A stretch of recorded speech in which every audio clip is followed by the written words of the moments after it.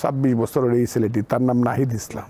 একটা 26 বছরের ছেলে যদি বলে আমরা ইলেকশন দিয়ে দিব, আপনারা আমাদের সাথে একমত হন, আমরা এরকমও অসহায় হয়ে গেলাম। আরে আইয়ুব খানরে 2 পয়সার ট্যাক্স দেন আমি ফজলুর রহমান। আজকে দেখলাম যার উপরে সমস্ত দায়িত্ব 26 বছরের এই ছেলেটি, তার নাম নাহিদ ইসলাম। আপনারা আমাদের সাথে একমত হন, আমরাই ইলেকশন দিয়ে দিব। আপনি দেখেন কুলিয়া, এগুলা চোখের পানি আসে, এরকমও অসহায় হয়ে গেলাম। আরে আইয়ুব খানরে 2 পয়সার ট্যাক্স দেন আমি ফজলুর রহমান। এহিয়া খানকে ট্যাক্স দেনি, তার বিরুদ্ধে যুদ্ধ করছি আমি। এই ছেলে বসে আপনারা আমাদের সাথে একমত হন, বিভিন্ন ব্যাপারে আমরা ইলেকশন দিয়ে দিব। তাইলে তোরা ইলেকশন আটকায় রাখছস। এই দেশটা কত ছোট হয়ে গেছে। একটা 26 বছরের ছেলে যদি বলে আমরা ইলেকশন দিয়ে দিব, আপনারা আমাদের সাথে একমত হন, আমরা কই গেল সেই লোক? কোথায় গেল শেরে বাংলা একে ফজলুল হক, মৌলানা আব্দুল হামিদ খান বাসানি, হুসেন শহীদ সোহরাওয়ার্দী, বঙ্গবন্ধু শেখ মুজিবুর রহমান? কোথায় গেল তাজউদ্দিন, মনসুর আলী, কামরুজ্জামান, সৈয়দ নজরুল? কোথায় গেল জেনারেল উসমানী, মেজর জিয়া, 11 জন সেক্টর কমান্ডার? কোথায় গেল এই দেশের ইউনিভার্সিটির বড় বড় ভাইস চ্যান্সেলররা? কই গেল? একটা ছেলে যখন বলে আমাদের সাথে একমত হন, আমরা ইলেকশন, ওটা তোর কাছে এটা বন্দি আছে দেশটা। এই দেশে তো বাঁচতে ইচ্ছা করে না। এরা এইভাবে কথা বলে কেন? আমি তো বুঝি না তো। এত অহংকারী কথা, এত বেয়াদবি কথা ছেলেরা বলে কেন? আমি কালকেও বলছি, আমার ছেলে, আমি তার সমস্ত সম্পত্তি আমি লিখে দিয়ে দিব, কিন্তু তার বেয়াদবি সহ্য করব না। জিনিসটা কিন্তু এরকম হয়ে যাচ্ছে এই দেশে। আমি আরেকটা কথা বলি, আমার কাছে প্রশ্ন আসে। আজকে দেখলাম, আজকে এইখানে আপনার এখানে বসেই দেখলাম, আস্তে আস্তে দেখলাম রাশেদ খান মেননের বয়স হইল 82 বছর। রাশেদ খান মেনন কে? উনি তো আওয়ামী লীগ করেন নাই জীবনে। আওয়ামী লীগের সাথে জীবনের শেষ দিকে গিয়ে একটা ঐক্য করছে, 14 দলীয় জোট করছে। রাশেদ খান মেনন এমন কোনো ডাকাত, বদমাইশ, লুটেরা, হাইজাকার আমার কাছে মনে হয় না। হইতে পারে সেই আন্দোলনে এইসব করে ভুল করছে, তার ফাঁসিও হইতে পারে, কিন্তু যেভাবে তার 2টা হাত পিছন দিক দিয়ে বাঁধছে চোরের মতো, একদম চোর মানে গরু চোরের চেয়েও খারাপভাবে যেভাবে 2টা হাত বাঁধছে, এগুলো সহ্য হইতে চায় না। অনেরা আমাকে বকতে পারে, কিন্তু জিনিসটা কি আমরা খালি আবার আমরা যখন এরা যখন ক্ষমতা থাকবে না, এদের হাতও চোখ ওইভাবে বাঁধবে। এই একটা দেশ সৃষ্টি করার জন্য কি আমরা মুক্তিযুদ্ধটা করছিলাম? আমি যেমন চাই না যে ইউনূস সাহেবের এই যে 10 তলায় হাঁটায় তুলছে শেখ হাসিনা, চৈত্র মাসের রোদ্রের মধ্যে মাথার মধ্যে ফ্যান দেয় নাই, এইটা যেমন আমি সাংঘাতিক বক্তৃতা করে ঘৃণা করছি। এখনো যদি এই শ্রেণীর একজন লোকের উপরে সেই ধরনের অবিচার হয়, অত্যাচার হয়, আমি সেইটাকেও ঘৃণা করব। আমি তো সত্য কথাটা বলতে চাই। রাশেদ খান মেননরে কি করতে চান? ফাঁসিতে ঝুলায় ফেলতে চান বাংলাদেশে? কি এর লাগি?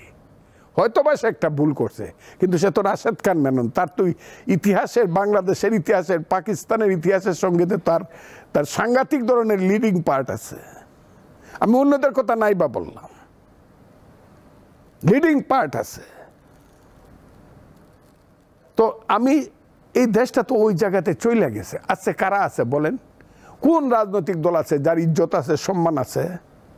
ওই ইউনূস সাহেবের দল, আমার মনে হয়, দল বলবো না, সরকার, আমার মনে হয় যে উনি যে কি নাম ওনার যে প্রেস সেক্রেটারি, ওই যে মহান ব্যক্তি যে শফিকুল আলম, আমার মনে হয় উনি কইছে ইউনূস সাহেবরে যে কিছু প্রশ্নপত্র পাঠায় দেন, হ্যাঁ না কয়ে লিখে দেখ, তুমি এইটা কি ঠিক আছে না বে ঠিক আছে, ঠিক যেটা ঠিক আছে এইটার মধ্যে ঠিক চিহ্ন দেও, আরেকটার মধ্যে ক্রস চিহ্ন দেও।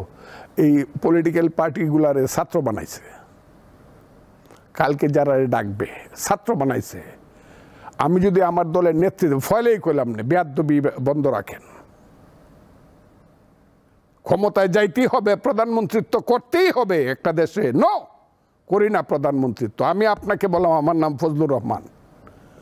মন্ত্রী তো পরের কথা, প্রধানমন্ত্রিত্ব হইতে হইলে 10 দিন চিন্তা করে হইতে হবে এই দেশের প্রধানমন্ত্রী হওয়া যায় কিনা। আপনি প্রশ্নপত্র পাঠায় দিচ্ছেন, কিছু যদি সমর্থন করেন, হ্যাঁ না লেখেন, ইত্যাদি ইত্যাদি, সবরে ছাত্র বানায় ফেললেন। তারা পায়ের উপরে পাও তুললে বৈশা রাখে, অন্যরা সব ছাত্র, পলিটিক্যাল পার্টিস। এই বাংলাদেশের পলিটিক্যাল পূর্ব পাকিস্তানের পলিটিক্যাল পার্টিরে কতবার 56 সন থেকে ধরিয়া গুলাম মোহাম্মদ থেকে ধরে আইয়ুব খান পর্যন্ত ইহিয়া খান পর্যন্ত গোল টেবিলে ডাকছে, ফরাস বিছানা করে সব একসাথে বসছে, সবার সমান মর্যাদা। আর এখানে ছাত্রের মতো বসায় রাখে, তাও আমাদের রাজনৈতিক দলগুলা যায় দৌড়ায় দৌড়ায়, ডাকছে তো একটু তো কেক টেক খাওয়ান যাবো, ভালো কেক আনবো গিয়া 5 স্টার হোটেল থেকে। আমি এই যে পলিটিশিয়ানদেরকে এইভাবে অপমান করা হয়, নীতিহীন আদর্শহীন একটা রাষ্ট্র এটা। এই দেশ কি আদর্শের উপরে চলছে? এই দেশ কি মুক্তিযুদ্ধ বিশ্বাস করে? 6 মাস করে নাই। মুক্তিযুদ্ধ 6 মাস মৃত ছিল, আইসিইউতে ছিল এই ছেলেদের হাতে। এই দেশে জীবিত ছিল 47 আর 24। এত মুক্তিযুদ্ধকে আইসিইউতে পাঠাই দিয়েছিল। আমাদের মতো কিছু কিছু ফজলুর রহমানদের মতো ওই যে কি ডাক্তার কয়, কুয়াক ডাক্তার। মুক্তিযুদ্ধ বলছি না, এখনো জীবিত আছি রে, এখনো কিন্তু জীবিত আছি। গুলি করে মেরে ফেলতে পারো, কিন্তু মুক্তিযুদ্ধ ছাড়বো না।